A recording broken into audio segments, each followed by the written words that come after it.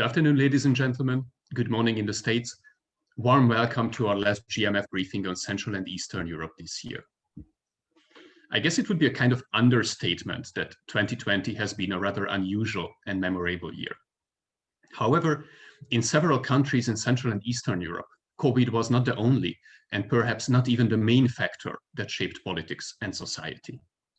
2020 has seen a remarkable wave of civic mobilization in the region and showed that the spirit of democracy is alive and authoritarian rule or authoritarian temptations don't remain unopposed by the citizens. Remarkable demonstrations could be observed in this regard in countries like Czechia or Hungary as well, but we have consciously chosen that countries where the citizens' determined opposition to the abuse of political power not only shaped the domestic political dynamics, but left a mark on the international and European political agenda as well. Therefore, I am delighted to introduce you or today's speakers who will provide us a deep dive into the key social dynamics, goals, and future perspectives of the protest movements in Belarus, Bulgaria, and Poland. First of all, Helena Chmielewska-Szlajfer, who is an assistant professor at the Kozminski University in Warsaw and a visiting fellow at the London School of Economics. Helena received her PhD in sociology from the New School for Social Research, and she is author of several books and academic articles, and her research focuses on everyday democratic practices and politics in media in Poland, the United Kingdom, and the United States. Marin Lessenski is Program Director of the European Policies Program of the Open Society Institute in Sofia. He holds an MA in Southeast European Studies from the Central European University and an MA in History from the University of Sofia. He has been a Freedom House visiting fellow at the Hudson Institute and has over 20 years of experience in foreign policy think tanks all over the world. And Olga Shparaga, who studied philosophy in Belarus and Germany and teaches courses on a broad variety of philosophical topics at the European College of Liberal Arts in Minsk. She served as research fellow at various universities, among others in Bochum, Freiburg, Prague, Warsaw, and New York. She's member of the editorial boards of several academic journals and also author of numerous books and academic papers. Since August 2020, Olga Shparaga is member of the Coordination Council, initiated by the exiled presidential candidate Svetlana Tikhanovskaya, in order to enable a peaceful and orderly transfer of power in Belarus. She received a 15-day sentence, and after release on the 24th of October, she was forced to leave Belarus. My name is Daniel Hegedüs. I am your moderator today, and I serve as fellow for Central Europe at the German Marshall Fund of the United States.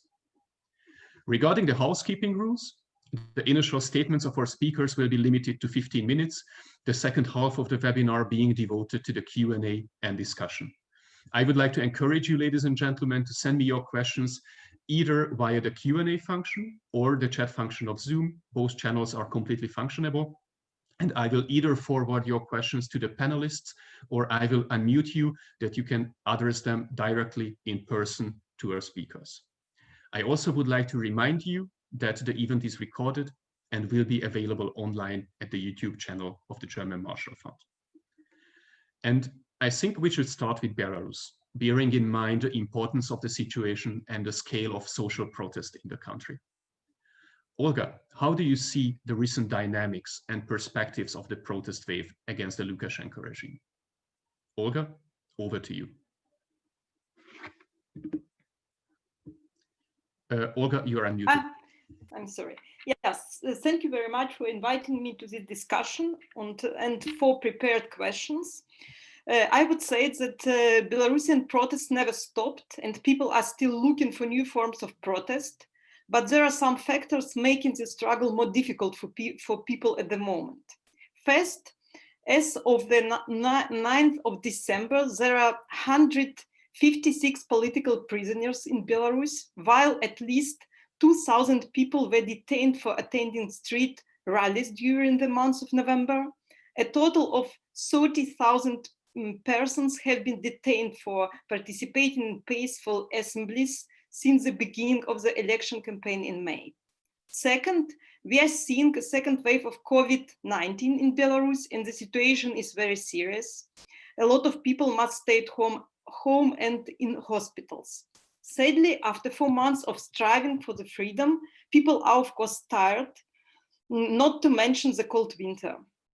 Finally, the regime has introduced and continues to introduce new forms of persecution and control over the people activities.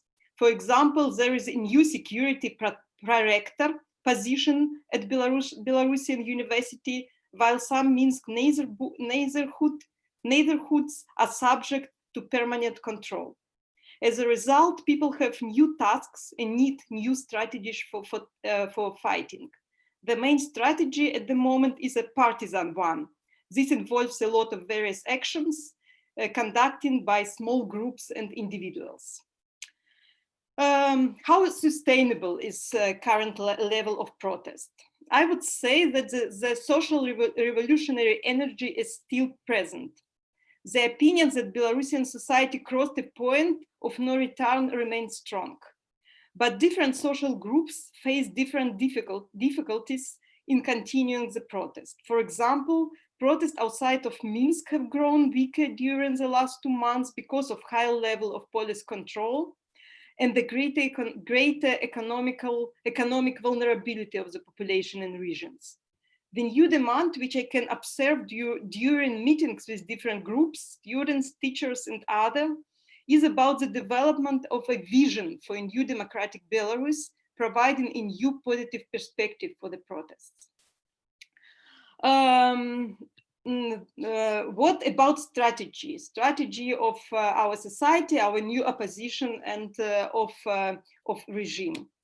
The dominant approach of Belarusian society during this revolution was conceived in the strategy of the joint headquarters of Svetlana Tikhanovskaya, Maria Kolesnikova, and Veronika Tsepkalo. This strategy involves solidarity. It took 3 women only 15 minutes to form a joint headquarters. Horizontality, the soft, peaceful power, so-called peaceful soft power of the connection with other people and to help each other, fighting all together. It was a slogan of Maria Kolesnikova all the time, as a united society, and use all legal possibilities. And then creativity and the use of new technology. And the interests of the society are stronger as personal political ambitions. It was slogan of Tikhanovskaya all the time. And I would say that Belarusian society, including people who were politically awake for the first time in August 2020, find themselves in the framework of this strategy, of this new strategy. And the main way for the performance of this strategy was and remains the peaceful protests. As for regime, the strategy relies on violence, using the police and other military forces, as well as the violation of the law and human rights, in addition to humiliating people, even the elderly and kids. And if we speak about social fundament of our protest, then we can see that this fundament includes different social, professional, and age-related groups. We can see this in sociological data such as national pool or voices from the streets. Some groups such as the 31, 40 years old age range of or people from the creative or technology sector are more represented. This includes men and women, most of whom come from cities. And we still see these groups at the protest. In September, at the beginning of the academic year, university students were more active. During the same months, women at the women marches were particularly visible. In October, the elderly and people with disabilities were more visible as a group.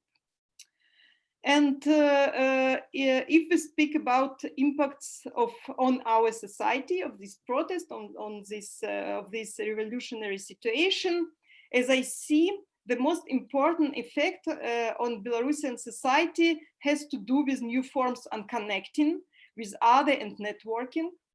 And we can see this in different social or professional groups, including among students and athletes as a group. But this is, we can see this on the level of neighborhood as well. And people are learning not only to trust each other, but to develop new forms of solidarity and interconnection. And we had problems with this interconnection in trust in our society because of authoritarian regime. And at the moment in this situation, we see this new form of interconnection and solidarity. And we can see that people are learning to bring the politician and social institution under their control through these interconnections and networking.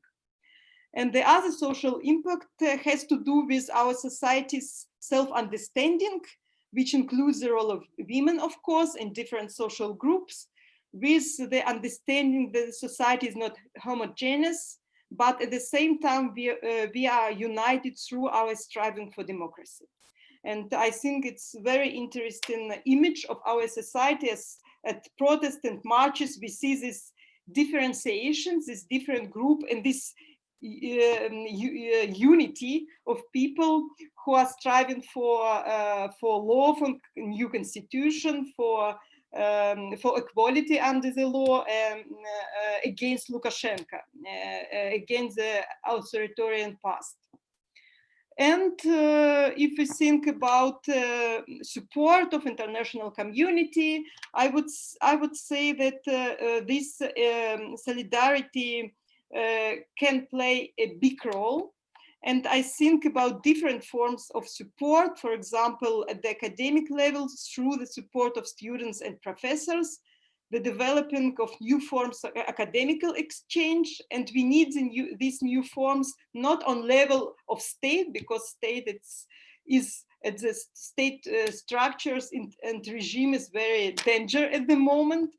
And we need to develop these new forms of collaboration on the level of society, civil society, and I think that diplomacy can play a big role in this situation as well. Thank you. Thank you so much, Olga. If you just allow me one follow-up question. It was mentioned as an early success factor right at the beginning that a coalition could be achieved very fast with the organized workers of the state-led industrial conglomerates in Belarus. And I just would like to ask you, what's the state of that alliance recently? How solid is the support of the regime among the industrial workers, or how solid is the support of the protest among the industrial workers? Industrial workers, yeah, there is a question for us because we see some workers who takes part at the protest, but there is not enough. And people who are working with this group say that there is a different. This group is not homogeneous. And that we have some people, some workers who are for protest and for new democratic Belarus, and some who are who don't understand, who think that they don't have enough power, enough solidarity, and that workers and this group is under the state control. Thank you so much, Olga. Marin, I think international commentators and media very often struggled when they had to put Bulgaria's summer protest wave in context. The frame of anti-corruption demonstrations were just as often used as the frame of anti-system protests. What were the key triggers of the demonstrations, and what were their goals? How did they impact Bulgarian politics? Marin, you have the floor. Okay, thank you very much, Daniel, for inviting me and the opportunity to speak about what happened to Bulgaria. So I'm going to speak to actually what is going on, why it is going on, and probably what is going to happen, according to me, several options. So this month, the Financial Times ran an article with the title, Bulgaria is joining the awkward squad in the EU, packaging Bulgaria with Hungary and Poland.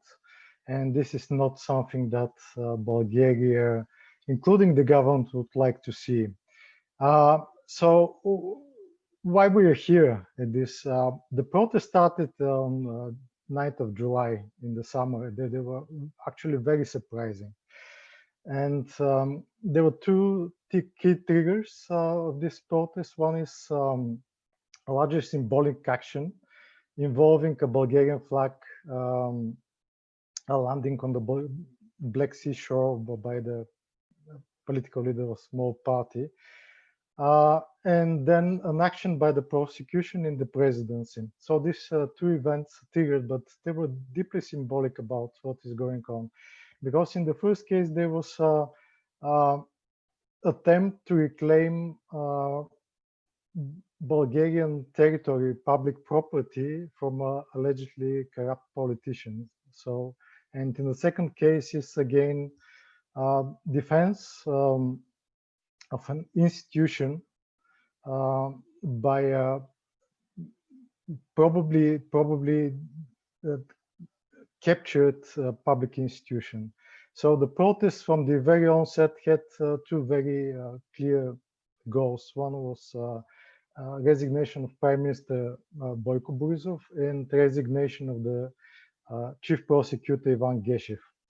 This is not something you can see because it's usually the anger of the people is against the executive or another politician. But when you have a protest against a chief prosecutor, then there is something strange going on. So there was accumulation of problems that led ultimately to this result.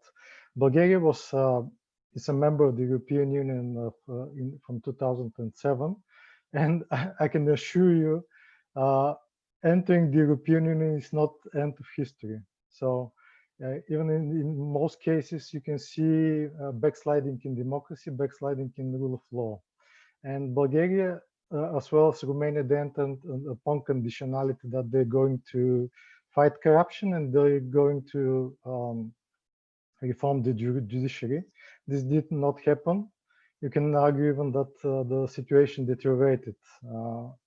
And Bulgaria is now 47 on the list of Transparency International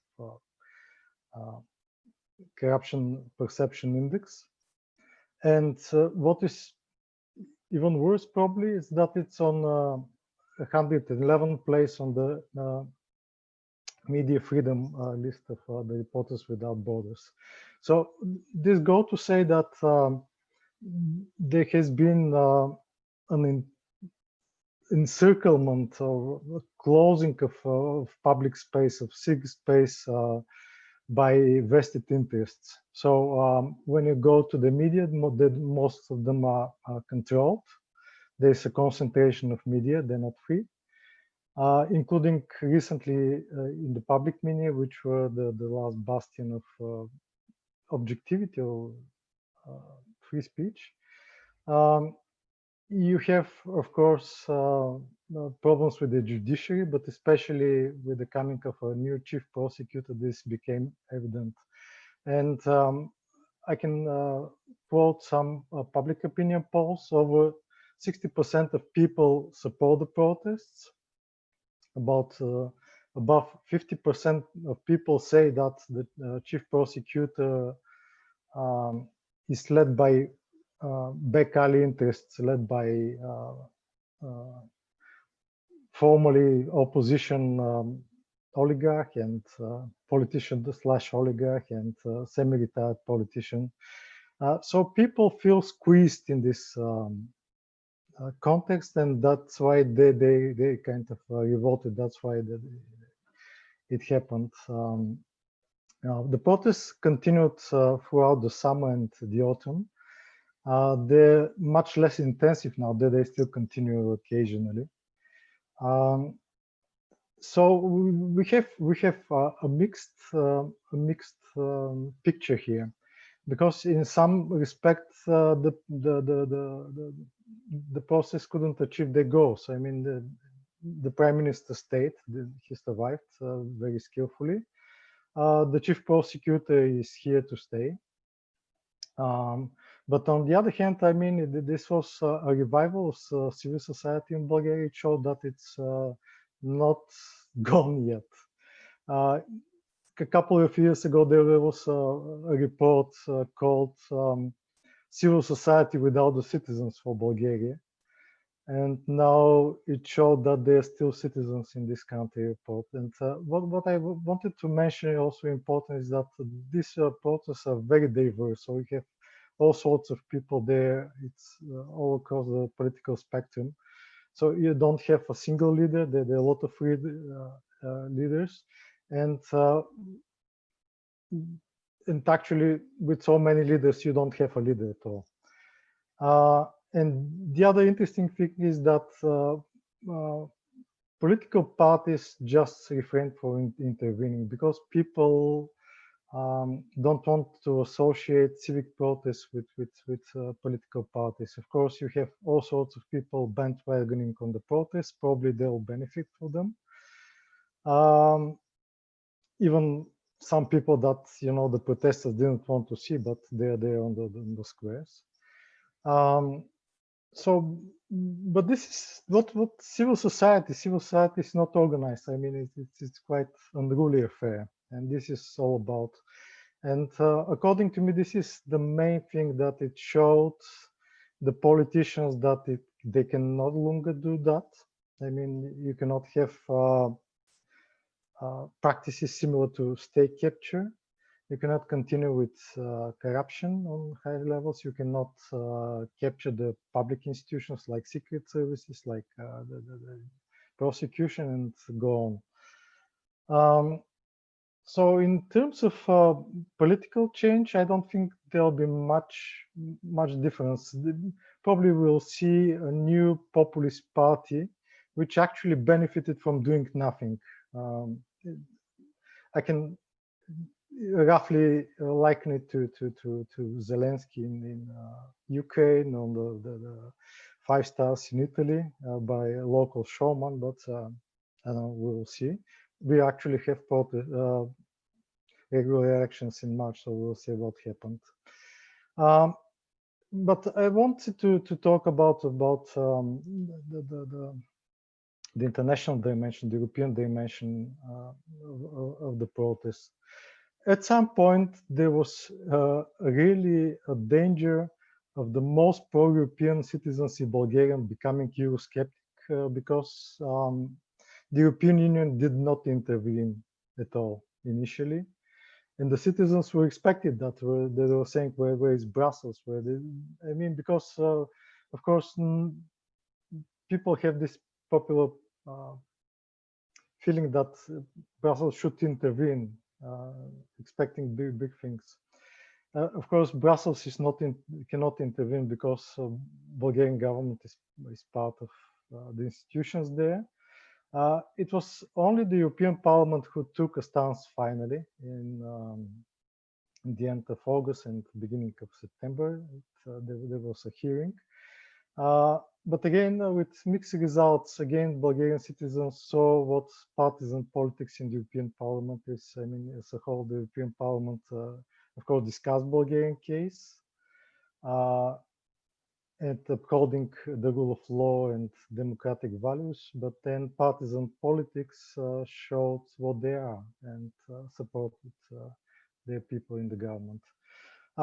In terms of best case scenario for me is to see a diverse coalition in Bulgaria, which is pro rule of law, with limited goals, actually, to finally pursue judiciary reform, anti-corruption reforms after the elections. And these are the bases of democracy, which I hope to see in next year. So thank you. Thank you, Marin. If you also allow me a follow-up question. You mentioned at the very beginning that that probably it would be the last thing what the Bulgarian administration would like to see being mentioned on the same page like Poland and Hungary. And in many regards, it was still very surprising that the government of Boyko Borisov didn't provide any support in the rule of law debate for Poland and Hungary during the past months. And my question is whether you expect any sort of moderating effect, either in connection with that sort of challenge that the Bulgarian government would like to avoid the situation that it is associated with the troublemakers of the European Union, or in a more broader sense, an impact of the protest waves, which will probably moderate authoritarian dynamics in Bulgaria. And the second question would be whether the protests and the European reactions in any form impacted the position of GERB within the European People's Party. Regarding the first question, let me. I want to respect to the audience because probably no one knows. The ruling coalition is made up of GERB, which is a center-right party, member of the European People's Party, centrist party, and the junior partner coalition of nationalists, which are part of European conservatives. But the GERB party, although they share a lot of things with the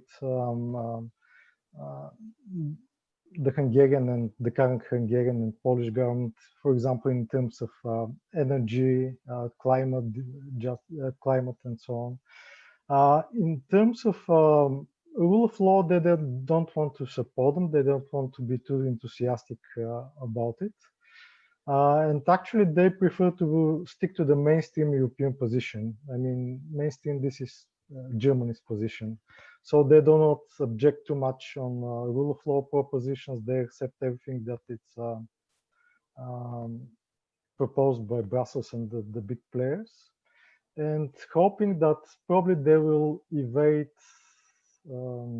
scrutiny.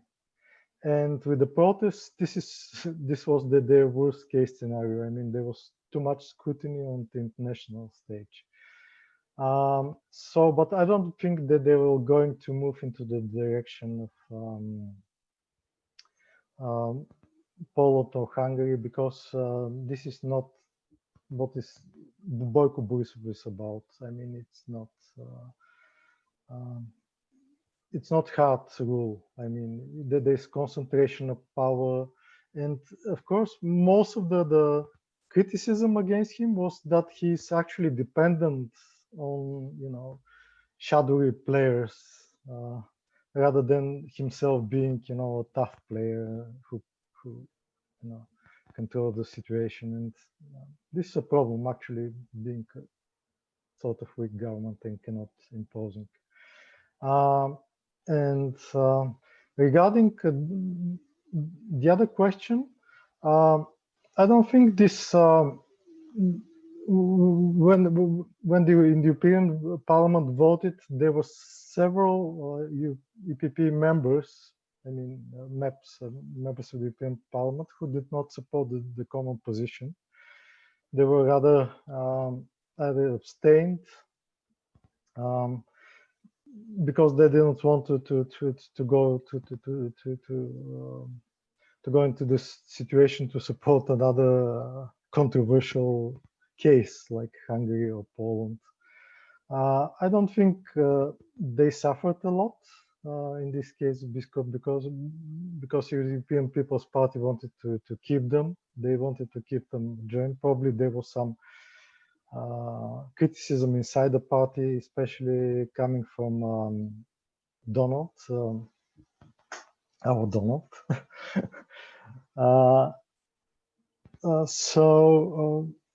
That was it. Probably. I mean, the case of Macedonia with North Macedonia will change the situation, but not so much the protest. Thank you so much, Marin. Ladies and gentlemen, I would like to encourage you to submit your questions via the Q&A or the chat function. And having said that, I think we have to turn our attention to Poland. Helena, the women's strike protests are also often framed in the international media as a single-issue anti-abortion demonstrations. Meanwhile, it's obvious that in large extent the women's strike movement fits into the tradition of peace protests over the past 5 years. How do you see this question of continuity? What is unique in the recent demonstrations? And how did Strike Kobiet impact Polish politics? Helena, over to you. Well, there is something old, something new in the women's strike that we've been seeing in the last couple of weeks. The women's strike that we're speaking of right now started on October 22nd.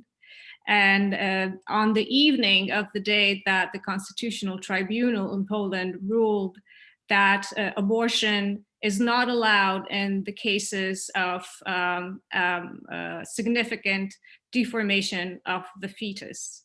And this, until that October day, was already one of the only 3 instances in which women were allowed to have an abortion in Poland since the so-called 1993 abortion compromise. And the other 2 instances is either the pregnancy is the result of rape or incest, or when the pregnancy poses a direct threat to the woman's health. And the word direct is very important here. So this ruling effectively means that 93% of legal abortions in Poland are theoretically banned from now on, because the ruling has still not been published. So it is officially not in effect, even though hospitals are afraid to carry out such abortion. So we are in a legal limbo. So on the evening of October 22nd, people went to the streets, mostly women, but not only women. And the protests have been going on ever since. 23rd, so the next evening, that was a Friday, had way more people on the streets, not only in Warsaw, not only in major cities, but also in smaller towns in Poland. And the biggest protest that made international news was held a week later. And it gathered the biggest crowd of protesters in Poland's recent history, certainly since the 1980s. And some historians claim that it actually was the biggest protest in Poland's history. So to give you the numbers, depending on who you ask, in Warsaw you had between 100 and 150,000 people, and you had 500,000 people protesting in very different places all over Poland. And what was old? So since 2015, since Law and Justice came to power, first Andrzej Duda in the presidential elections, and then the Law and Justice Party in the parliamentary elections in the fall held that year, people have been going out on the streets to protest first and for the longest time against the undermining of the independence of the judiciary, which the ruling party has effectively undermined since 2015. So it's not very controversial to say that the main judges in the main courts in Poland are now politically nominated. These protests were organized by a grassroots organization called Komitet Obrony Demokracji, the Committee for the Defense of Democracy. And it gathered tens of thousands of people on the streets in many places in Poland as well. But the difference was that those people who went to demonstrate were generally at least in their 30s and certainly older. So this meant that young people were not very interested in these protests. Of course, they did come, but not in significant numbers. Definitely you saw your mothers and your grandmothers and your grandfathers and your uncles. Now, what happened with Strike Kobiet was that when they started protesting, and actually they started their protests in 2016, so that was barely a year after peace came to power. And that was because this was the first time that Jarosław Kaczyński, so the leader of the party, made hints that he would want to ban abortion even further. These protests have been gathering people on the streets, but mostly in larger cities and also in cities outside Poland with a significant Polish minority. So this is something that has been happening in the last 4 or 5 years. But what happened what has been happening since late October this year is that this protest gathered people who you did not really see that much before, meaning young people. And the protests that have been organized since October and are organized pretty much several days a week, they are gathering a lot of people in their 20s. And this is a completely different generation because these are people who have been raised in free democratic Poland, many of them already in a Poland that has already been a member of the EU. So they don't know this history of overcoming communism that the people who have been protesting with the Committee for Defense of Democracy know.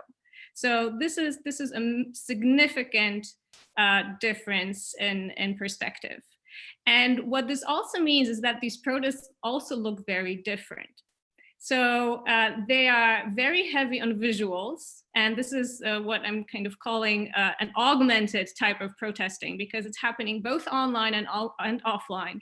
And the images that you see, there's a lot of kind of meme type of culture, internet type of jokes, trolling culture that you see both on social media and on the banners that the protesters have with themselves, that carry themselves, and what the type of language is being used. So there has been endless criticism of the very explicit, not to say vulgar language that has been used by the protesters, because they are essentially telling the government to leave, and this is putting it very mildly. There's a lot of fun, there's a lot of humor in these protests, which serves a very particular purpose, and that is to kind of undermine the fear of the government. People are stopping to fear law and justice, and this is new, and this is also having consequences, because the most recent protests held since November 11th, which is Veterans Day in Poland, and is usually a very violent day of protests held by fascists and extreme right-wing demonstrators. Since then, the police has been very violent towards the women's strike. So arrests, violence, tear gas on a regular basis, you name it. So this has been happening.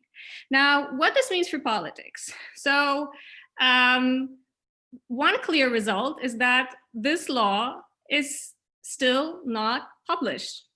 So it's not put into force. Secondly, it has strongly undermined the position of the government as the voice of the sovereign, of the nation. You can clearly see that they are not speaking for the entire nation. There have been significant drops in the popularity of the ruling coalition, although the most recent survey that I saw just today claims that they regained their momentum, but clearly they're not set in stone anymore. So there is huge potential for loss. They have certainly lost the younger generation. These are people who are simply not interested in anything that the Law and Justice Party has to offer. So they are on the losing streak. And also the Catholic Church, which has been a major player in these debates on abortion, is not only suffering from that, but they're also suffering from their own major problems with covering pedophilia scandals within the church that are being uncovered. So there are a lot of elements in this, and the women's strike has come with a number of postulates, or 13 of those postulates or demands that they made in the beginning of November, and they have now consultation body that is trying to turn these demands into policies, into kind of workable policies. And here we go. It starts from women's rights. And so firstly, legal abortion without the need to say that you have the right to do abortion only in certain circumstances. It should be free and legal.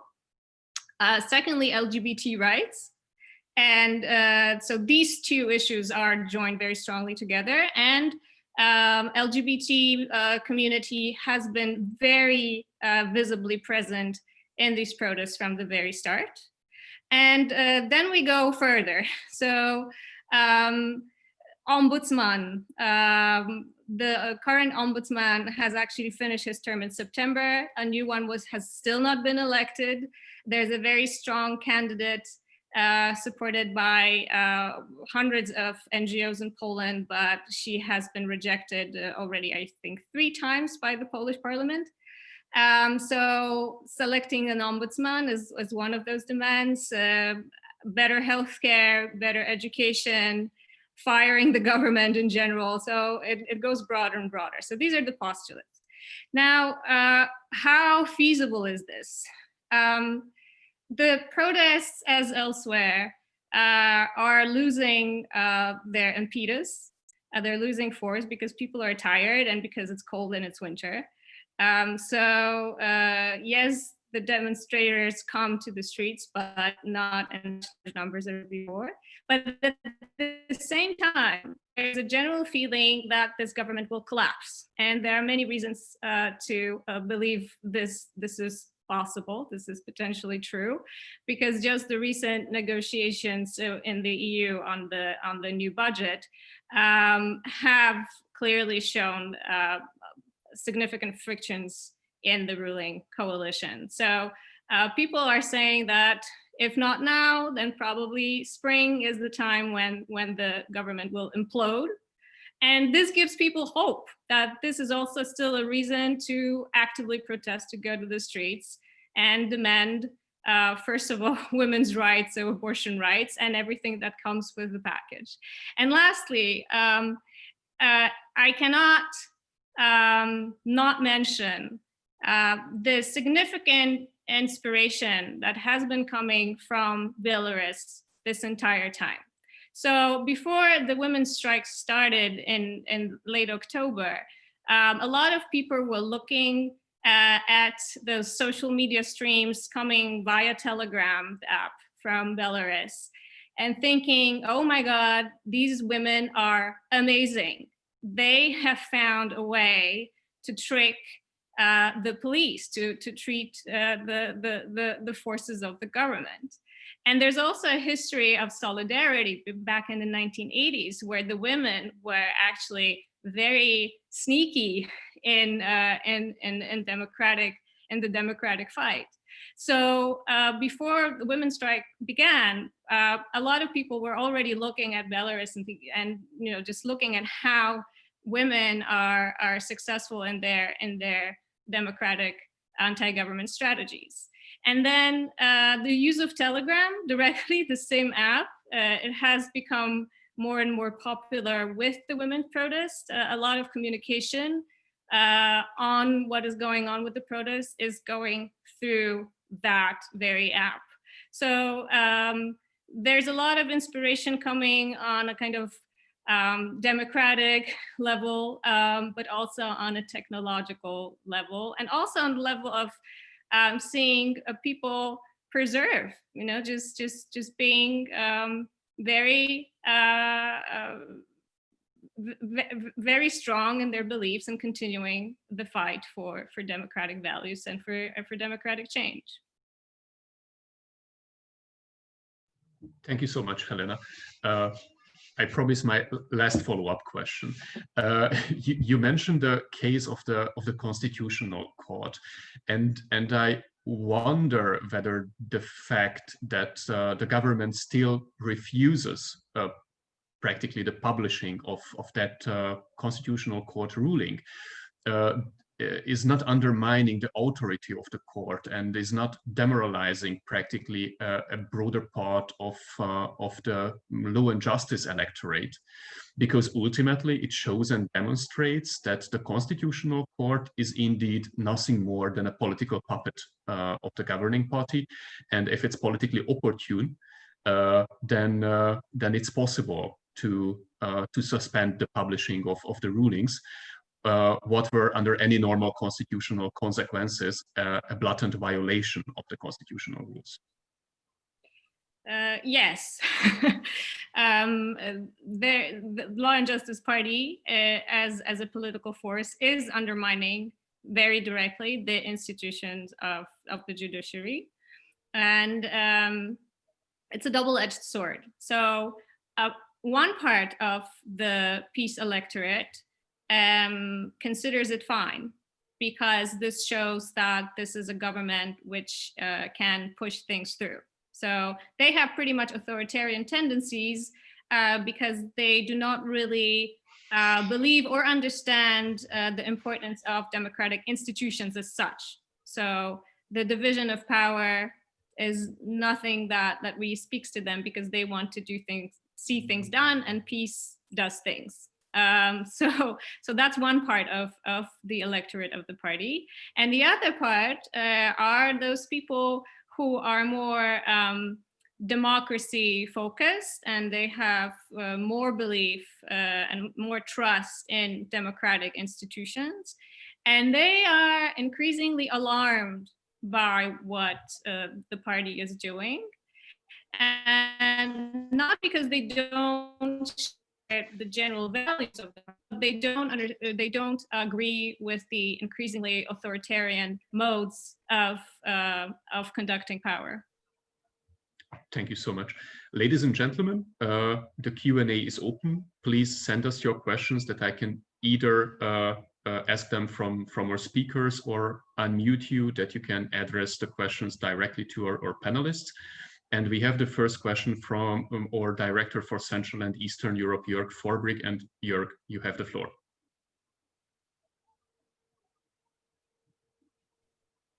Okay, thanks, Daniel. I wrote them up in the chat already, so it feels a bit futile to repeat them, but perhaps I can elaborate a little bit. My first question is really about how the social momentum of protests can be maintained, because I mean, we know from sort of social theory, also mobilization studies, that mobilization to be sustained obviously needs at least some successes at some stage, right? Or at least a prospect that demands that protesters hold can be realized. And it seems that in all three cases that we heard about, the results are still sort of missing in many ways. Many of the prime demands, the best examples, obviously, Belarus with the demand for Alexander Lukashenko to step down, have not been met. So my question here is, and it was intimated also by Helena in particular, that there is a weakening of the of protests.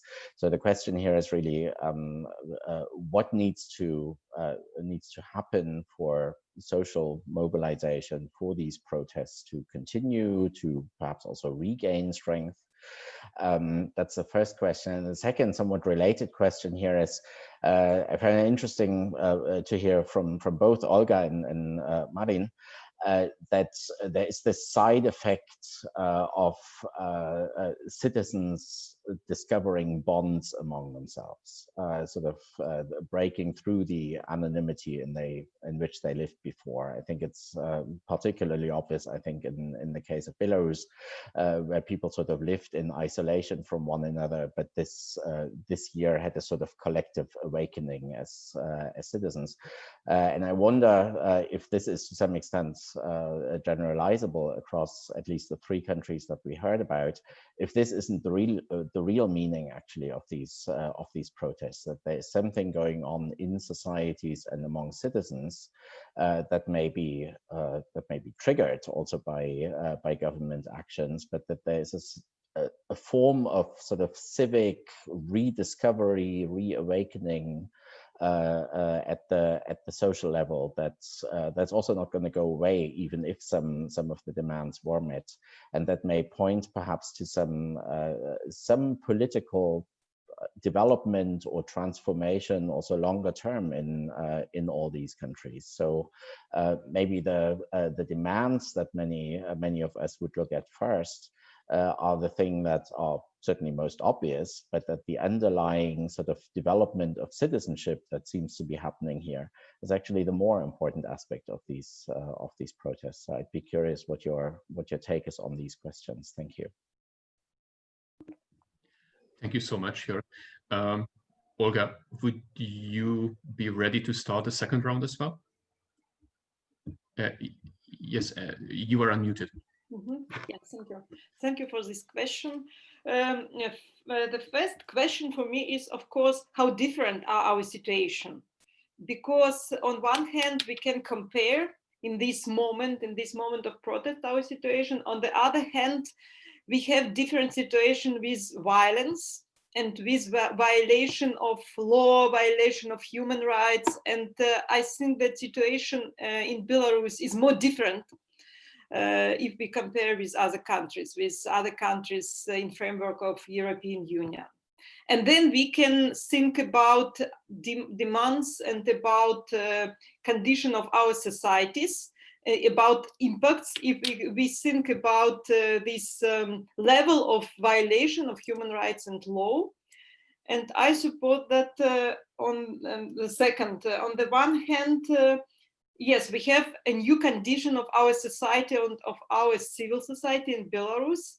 And I think that the people in Belarus want to support this new condition and to make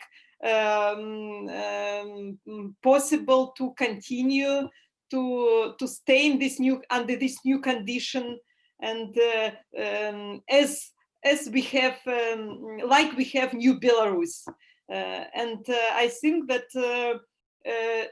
that this make this protest sustainable. This idea that we must support this new condition, this new networking, and that we need new tools, new ideas how we can interconnect and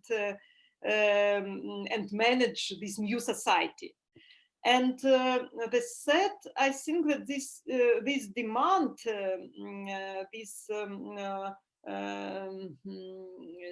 in this dialogue with Lukashenko and regime is also important for our society. And in Belarusian case, there is about democracy and about alternative.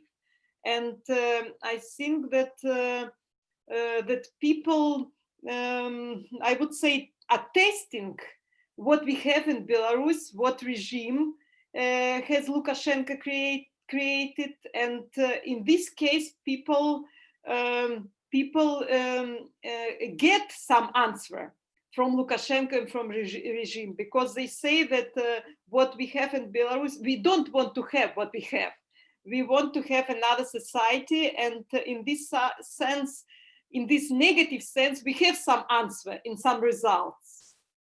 And I don't know, I would say that there are some direction in this struggle, in this strife, and I think that it's not only about trust and interconnection, but about this dialogue with regime and Lukashenko in negative sense.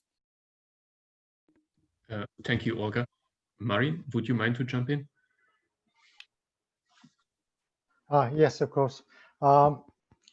These are excellent questions, because some background, Bulgaria has been there before. 7 years ago, there were protests that lasted for 400 days on a similar issue, involving much of the same people, but then the current government was in opposition and the Socialist Party was in power. So it's kind of a replay of the situation. But one difference,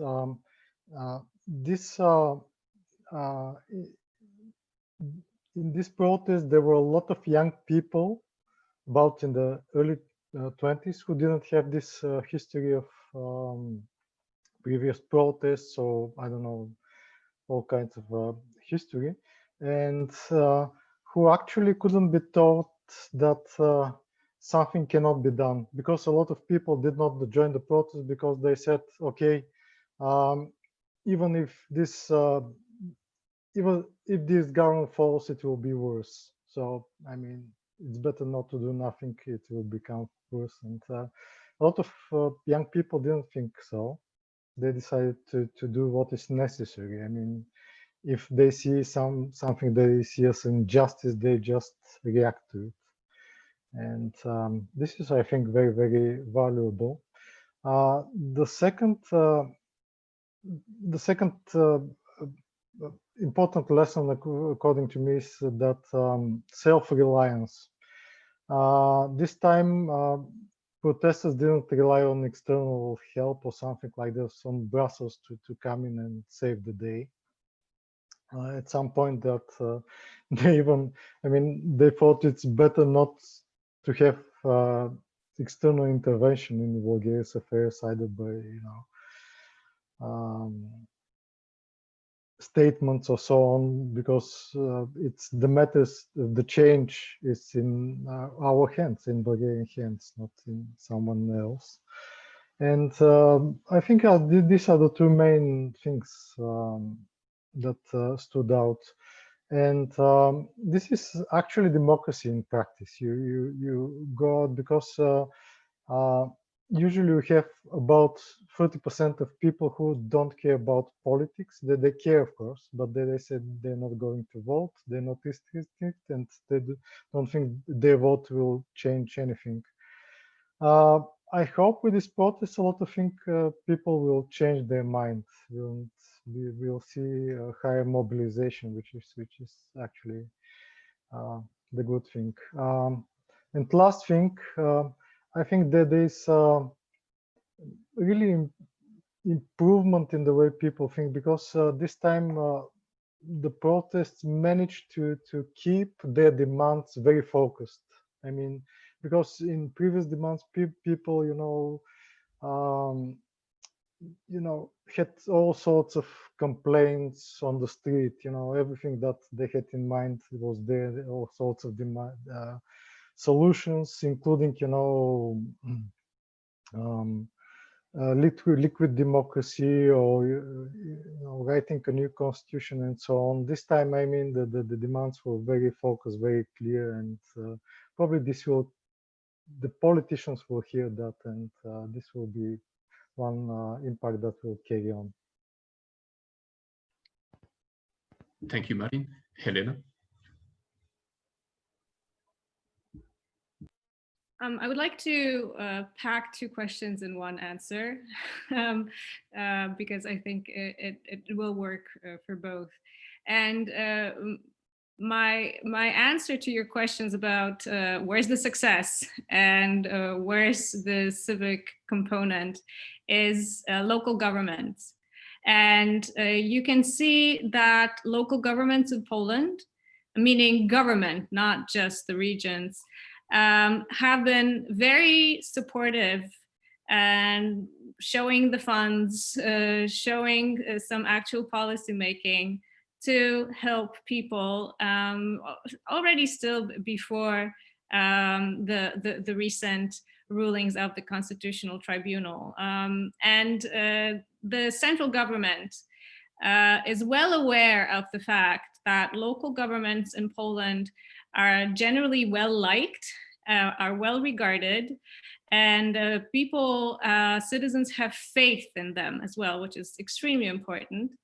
And they've been cutting funds to local governments significantly in the recent years and in the recent weeks.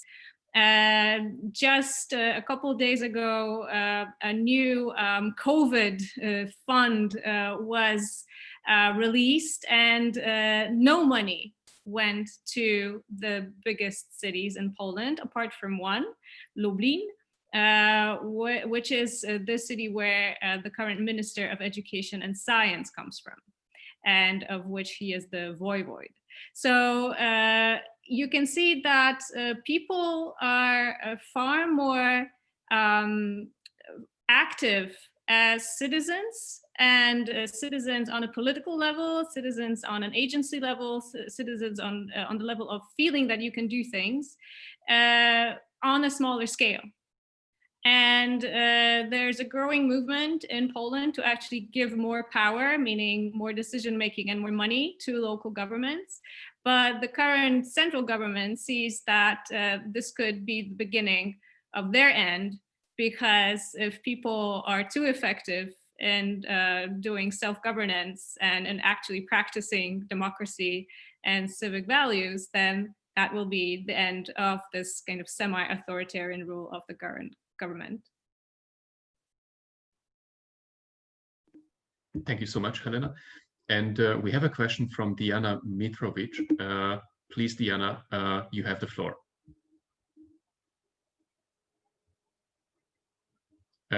Diana? Okay. I don't know. Probably next in the next round. But we also have two questions to Marin from Pavel Antonov.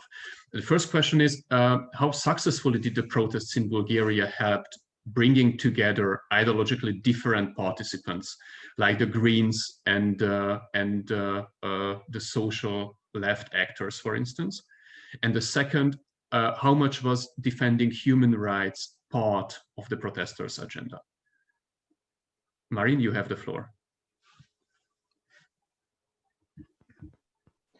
Okay, now the first question, I think they were quite successful, according to me, bringing together various people from across the board with different views. Only because I mean the protests kept a very limited and focused agenda. I mean, if you try to spread it out, I mean, there will be again cracks. That's why I mean none of the political parties or the different groups that took part wanted actually to join forces and form, you know, united opposition or something like this. In terms of human rights, I don't think this was very much on the agenda of the protests. They were more about the basics of rule of law than anything else. Again, and if you bring too many things on the agenda, again, you're risking that you're going to alienate other people. So probably this is one lesson. I don't know. I cannot actually give advice on that. I think so far it worked well. I mean, keeping this somewhat narrow focus agenda on keeping protests, and in a sense they're being successful that they prevented further backsliding, because it was happening very fast in front of our eyes. So even in that sense that they were successful, I mean, it could be much worse by now. So that's my take. Thank you so much. Helena already touched upon the transnational dynamics which are present in the current protest waves, and probably you all three could a bit further elaborate on this issue. So the first one regarding, for example, what's the exact role of citizens living in the neighboring countries, the Belarusian, Bulgarian, and Polish diaspora in the protests. And probably a further aspect could be, which was partially also mentioned, whether there are any transnational learning dynamics, policy learning dynamics involved in the protests, and whether we can also speak about a sort of transnational mobilization between the various countries. For example, what was already mentioned in the Polish case, that Belarus served as a sort of motivation and torch regarding the intensity or even the feminist shape of the protest. I don't know whether it makes sense, and what are your views in this regard. Olga, would you like to start? Yeah, if we speak about protest, the actual protest, then the main idea is about local context in Belarus, because we speak about these awakened people, and they understood that they don't want to live under authoritarian regime of Lukashenko, and the main demand is about democracy, and democracy in Belarus, and not about neighbor, not about Russia, not about European Union. But if we speak in framework of not only of this protest, but about past, then of course the context of such a movement like Me Too, for example, and activization of women, grassroots initiatives in Belarus of the last 10 years. All of these initiatives and all of this networking are very important, and I support that all of these initiatives are transnational, because this emancipation is way of emancipation is transnational, and these conservative, new conservative ideas are transnational as well. And we have this contradiction in these ideas and these movements in Belarus as well. But at this protest in summer, in autumn, in Belarus, we have situation not about this contradiction and these different movements, but about the idea that new awake society needs democracy. And people don't have ideas, clear ideas, what is it democracy. They have idea that authoritarian, they don't want to live under authoritarian regime of Lukashenko, and democracy is an answer. And what this democracy means, clear image of this democracy is the second step, I would say, at this moment in this revolution. Thank you, Olga. Helena, would you like to elaborate further on the Polish case? Sure. So we have a lot of Belarusian students, for instance, just in Warsaw, where I live. So there have been quite a number of demonstrations in support of what is happening in Belarus, simply because we have very active young people, students, also artists who are doing that in creative ways, both online and offline. So kind of a direct reference to what is happening in Belarus. But in terms of the women's strike, there are a couple of things happening at the same time. So the Women's Strike, the organization, created a really interesting map that you can see online, which shows the places, different places in the world. It's a world map where demonstrations are held. And it's also kind of information based, so you can see where you can go to a demonstration in support of the women's strike. And it's pretty much happening all over the world, which is pretty amazing. So there is this grassroots civic support from the Polish minority and from the locals in different parts of the world, which is, of course, very heartwarming for the movement. And on the other hand, there is more kind of down-to-earth pragmatic politics. And in Polish politics, the key player, especially for this government, is the US. Because we are a member of the EU, there's a lot of kind of leeway for negotiations. We which we could witness very clearly with the budgetary negotiations. But with the US, the Law and Justice government tends to take back several steps if they hear that they should not be pushing it. This is something that happened, at least to a certain extent, with LGBT community when incumbent and current President Andrzej Duda held part of his re-election campaign on LGBT hateful remarks. This is the fear that the US will take back some of its support, will take back the economic partnerships that are here in Poland. So this is the key player that actually the government looks at. So support on the grassroots level and on the political level from other neighboring EU countries matters, but a significant voice is that of the US. Thank you so much. Marin, how do you see the role of the Bulgarian diaspora in the protests and even the other dimensions of transnational mobilization in the Bulgarian case? I think it was very unusual for the Bulgarian diaspora to be so active. I mean, we've seen that before on different issues, but usually they were organized, in small groups, so you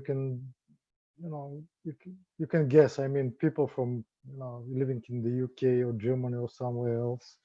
This time, I mean, the entire diaspora was very well organized, mobilized.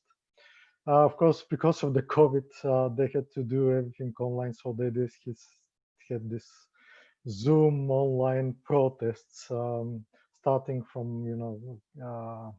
from Vancouver to Adelaide to Berlin and so on. So that was immense, and of course, because most of these people are young, educated,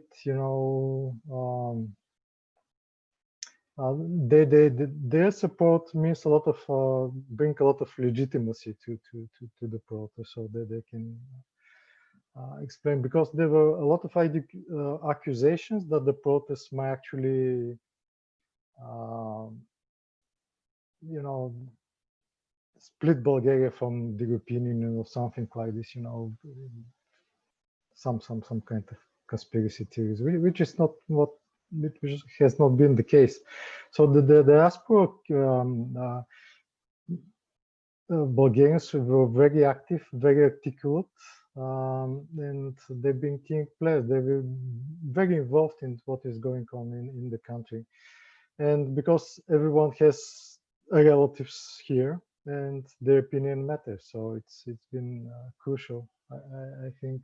And this is another model that we can use, because so far most of the people just went there to build their life, but we are seeing another generation probably that have settled already, and they function on another level, so they don't perceive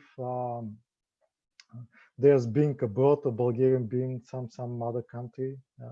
It's coming quite natural. So probably we're seeing more that in the future, and they've been campaigning for years on easing of the voting pattern, so they can vote electronically, so that even they can have their own seat in parliament for Bulgarians abroad.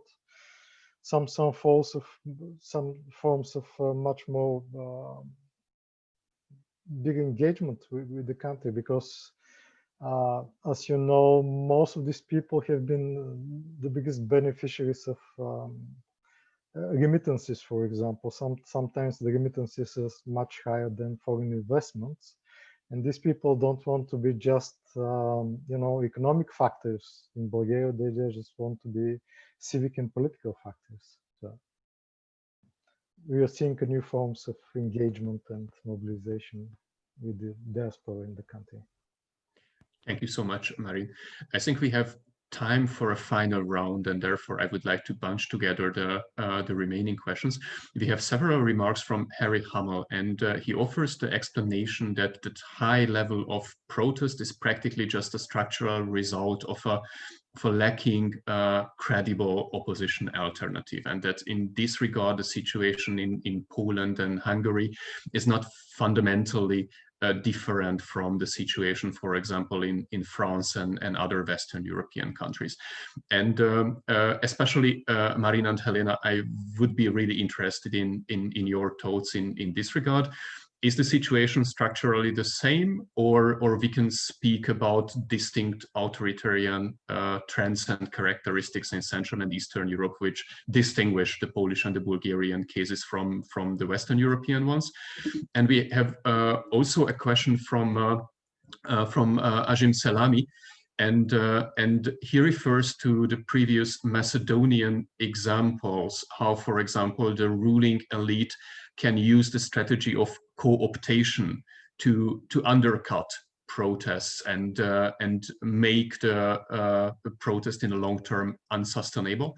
And therefore, my question to you all would be whether you see any possibility that a similar strategy of co-optation can be used in any of the countries we have now under the glasses. So probably in this case we can go in reverse order. So Helena, would you like to start?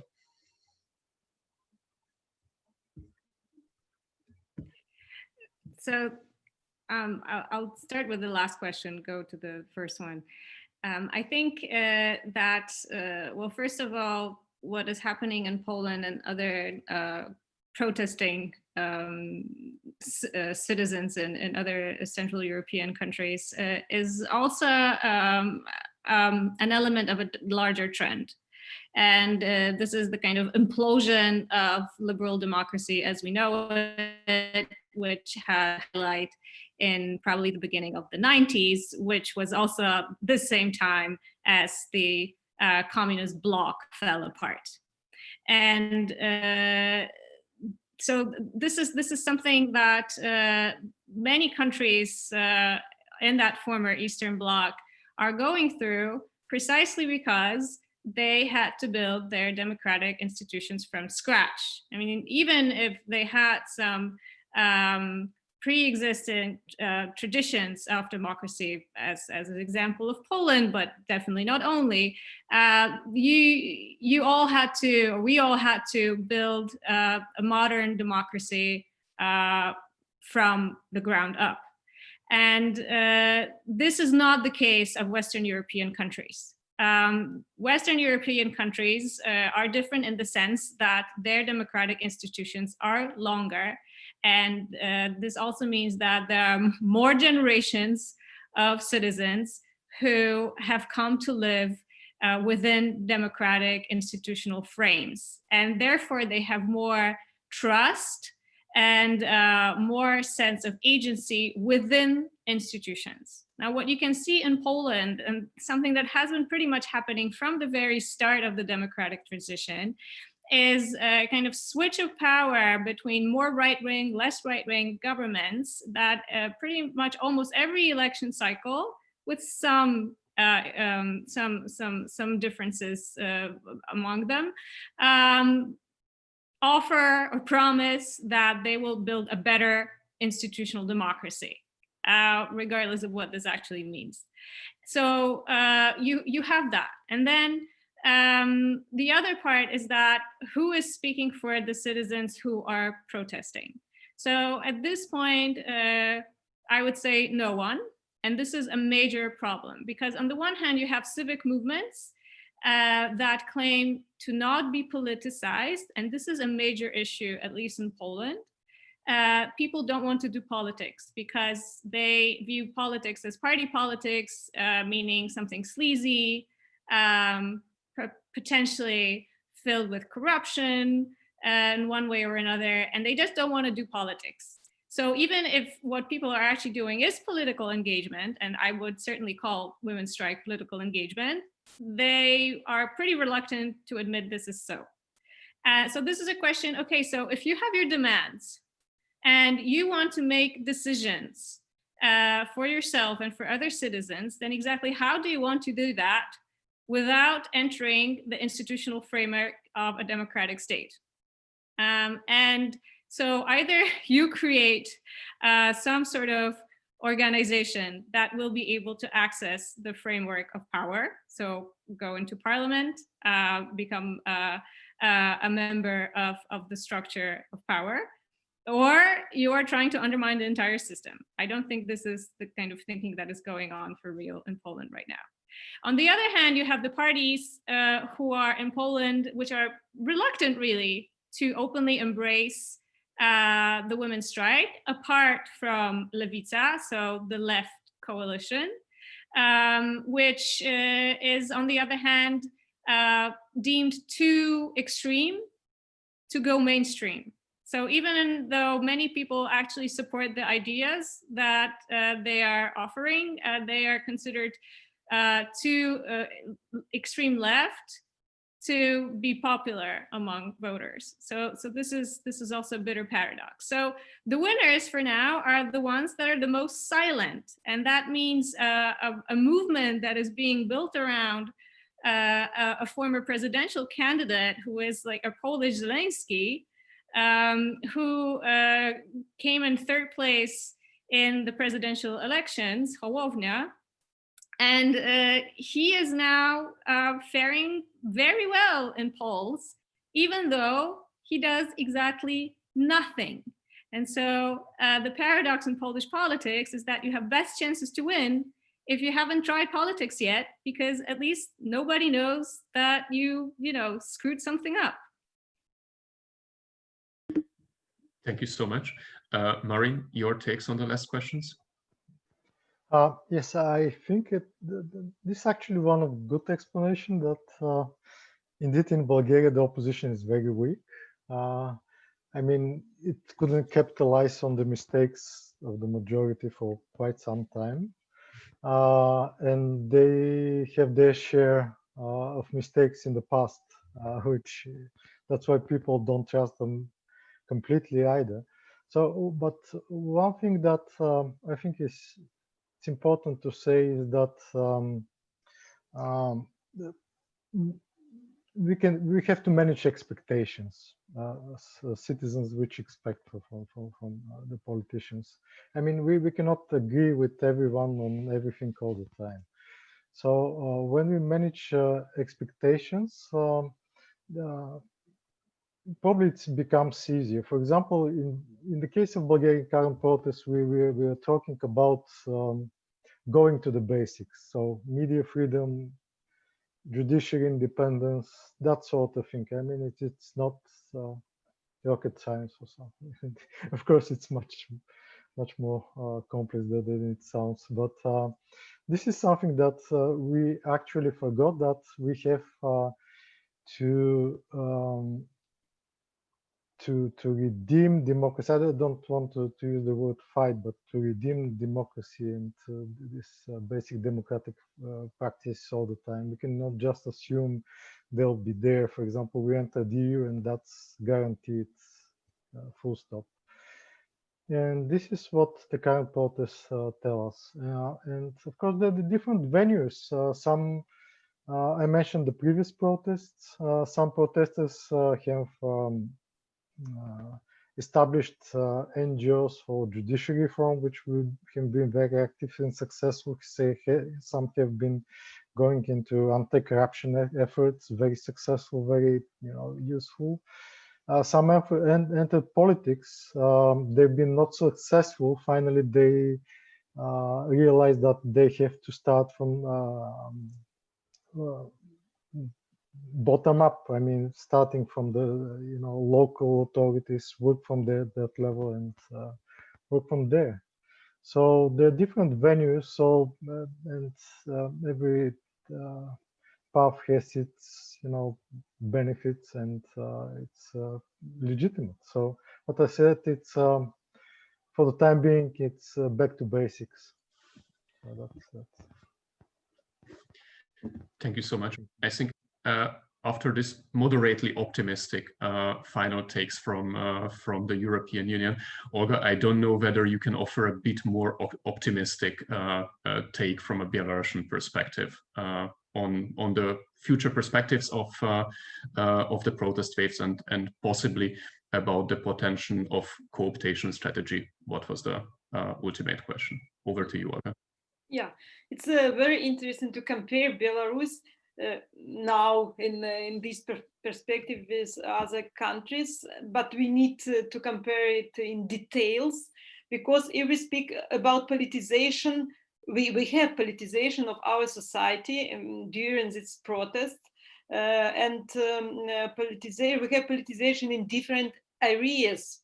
For example, artists were politicized, not only citizens, not only active citizens, but different groups understood that they can take part in this political process, not only social protest, not only be active citizens, but to have some political roles. And I suppose it's different to Poland. And if we speak about opposition, our so-called old opposition is weak as well, because our old opposition was suppressed by Lukashenko. And I would say that this old opposition was not enough inclusive, that because these new strategies are so attractive for people, because these strategies, women's strategies, are about different groups, about soft power, about solidarity, but further we can have problems with populism with these strategies. And on one hand, populist question, we will have this populist question. On the other hand, we will of course have different political actors, different political platforms and ideas and perspective for our society, and we will get contradiction in the future.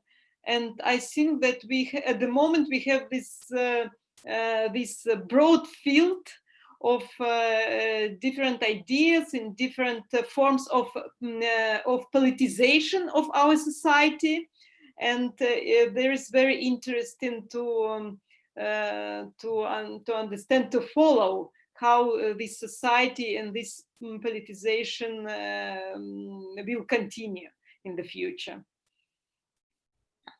Thank you so much. As we are approaching the end of the webinar, I would like to say a big thank you for Olga, Marin, and Helena for their extremely valuable insights. Ladies and gentlemen, many thanks for being with us today. I wish you all happy and relaxing holidays, stay safe, and hopefully see you in January in one of our upcoming events. Thank you. Goodbye.